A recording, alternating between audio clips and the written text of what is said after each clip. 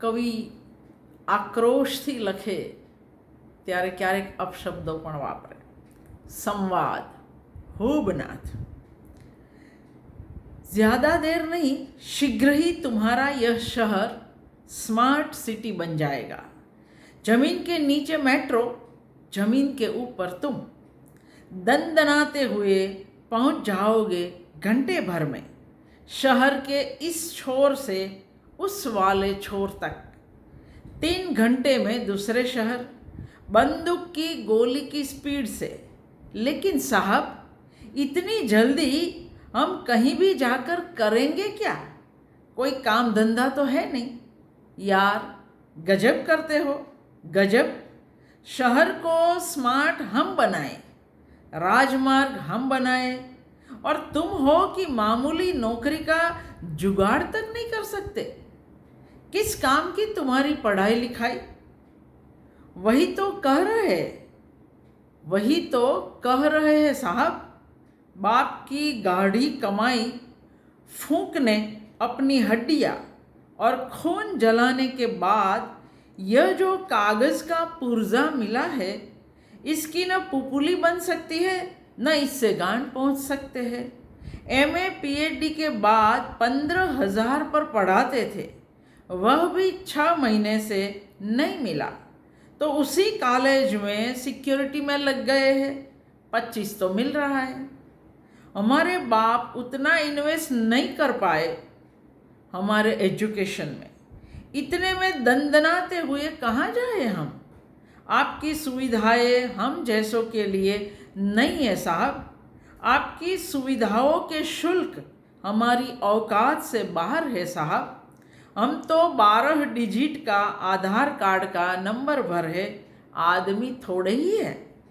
अब देखो भैया, इतने बड़े देश को विकसित बनाने के लिए थोड़ी कुर्बानी तो देनी ही पड़ेगी. हम गलत तो नहीं कह रहे ना? जी साहब, कुर्बानी देने में कोई उज्र नहीं है.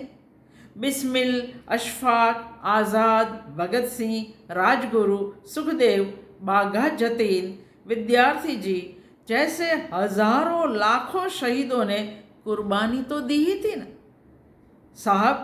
दाभोलकर, गौरी, पानसरे, कलबुर्गी, हजारों किसानों, मजदूर, आदिवासी कुर्बानी ही तो दे रहे हैं. लेकिन उनकी शहादत की नींव पर किनके महल खड़े हैं? ये जो संसदों में सांड जैसे पड़े हैं, इनमें से कितनों के पुरखों ने इस देश के लिए कितनी कुर्बानियाँ दी है. तुम भी ना इतिहास लेकर बैठ जाते हो. वर्तमान में जियो, वर्तमान में. ऐसी सड़कें, ऐसे फ्लाईओवर, नेशनल हाईवे कभी सपने में भी सोचे थे? एयर कंडीशन ट्रेन, चमचमाते मॉल, जगमगाते मंदिर, दीप दीपाते घाट.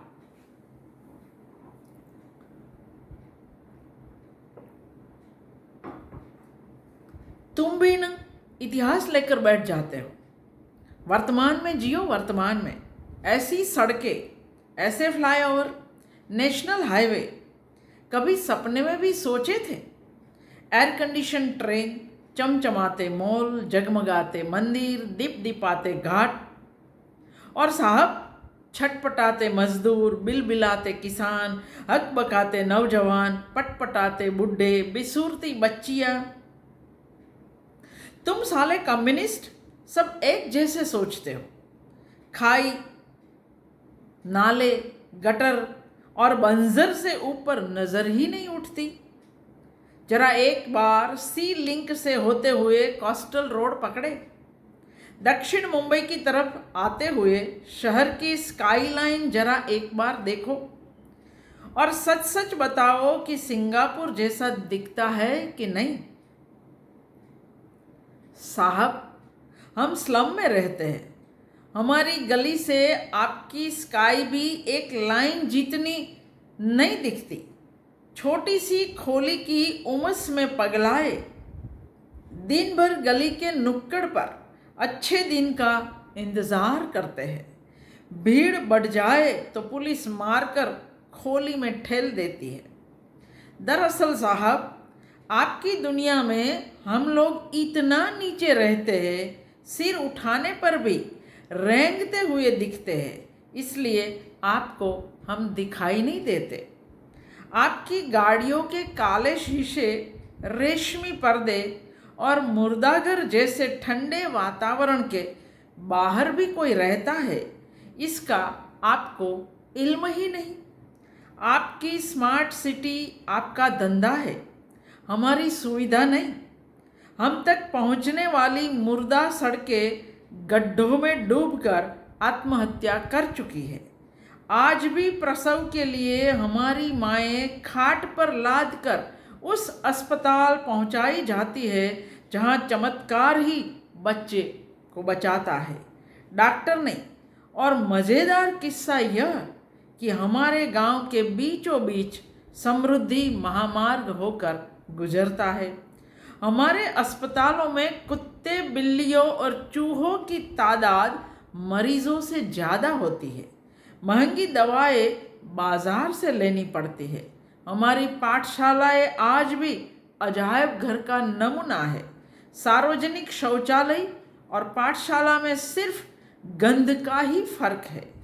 यह वही जगह है जहां हमारा भविष्य गर्क है।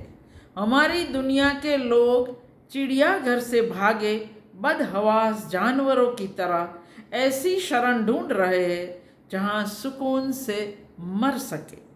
आप ठीक कहते हो, विकास के लिए किसी को तो मरना ही पड़ता है। आज़ादी से पहले बहादुर मरता था, आज़ादी के बाद हम जैसे कायर मरते हैं।